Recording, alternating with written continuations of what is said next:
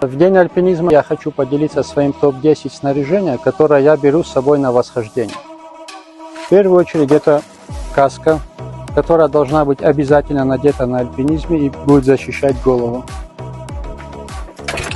Дальше это страховочная система индивидуальная. Жумар, который дает возможность подниматься по веревке.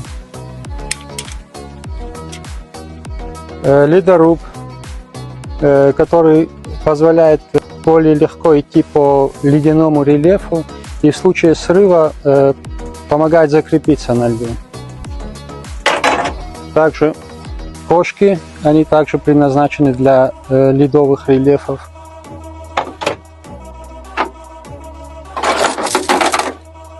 Ледобур, который дает возможность закрепиться на льду. Карабины,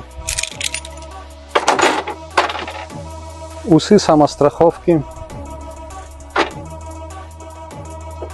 веревка, должна быть обязательно, джетбойл, который дает возможность во время отдыха сварить чай, либо пищу подогреть. И, конечно же, рюкзак, в который мы все это укладываем и несем с собой.